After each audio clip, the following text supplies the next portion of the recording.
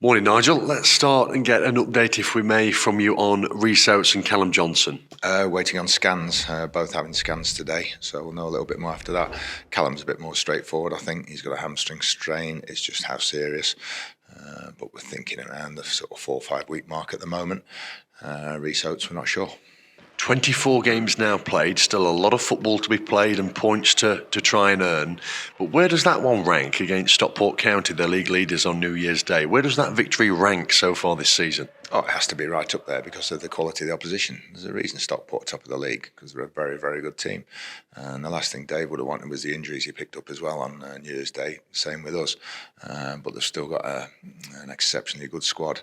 And I expect them to be right up there, along with Wrexham, and it could be Barrow, Crewe, MK Dons, Accrington. There's so many teams, and again, it reflects on the strength of the league. What's important is that we enjoy these little milestones along the way. We hope that we're going to achieve our aim come the end of the season, but absolutely no guarantees, certainly with 20, however many games we've got to go, 22 to go, so too far to go to even be thinking in those terms, but we're in a reasonably good position. But you enjoy it along the way, these victories. Last 3 away games to win, get 9 points on the road at places, Crawley, Sutton and Stockport. Difficult games. There was clear enjoyment at the end of that one at Edgeley Park, because you and the staff and the players went over to the 900 or so Stags fans over on that far side, and there were great scenes of unity and jubilation. Yeah, and so there should be as well.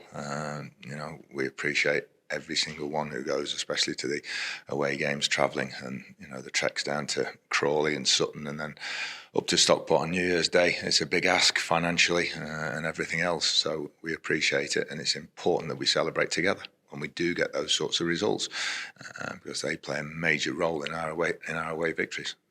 Let's move on and speak about Crewe on Saturday, who visit one called Stadium. Perhaps you might say one of the dark horses this season in Sky Bet League 2. They've been up there pretty much since the off. Why have they been so good, would you say? I think they've got a good squad. We know Lee Bell, from who played for us at Burton.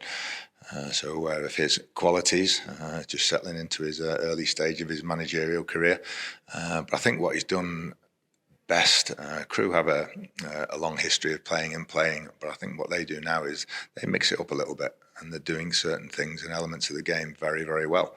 If you say that Crewe have got the best record from set plays in the league, you wouldn't expect that from a Crewe side, but they have. So they've got pace in the team, and they've also got the usual sort of passing ability. Youngsters coming through as they always have, and you have that sort of a setup for 20, 30, 40 years, then you're going to produce players. That's what we're trying to sort of emulate, that sort of thing, in the next 10 years here, which I think with Coops and his team we will.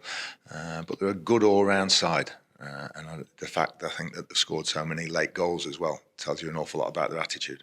Is that their biggest strength, their set pieces? No, I say it's everything. They mix everything up. They can score a brilliant team goal, they get goals from set plays, and they have scored a lot of goals in the league this season. I saw them against Bristol Rovers a couple of weeks ago in the Cup, and they went 3-0 down at half-time. Kept going the same, went 4-0 down early second half, kept going, got 2 back, and easily could have drawn the game. And you think 4-0 against the League One side, they were never out of it.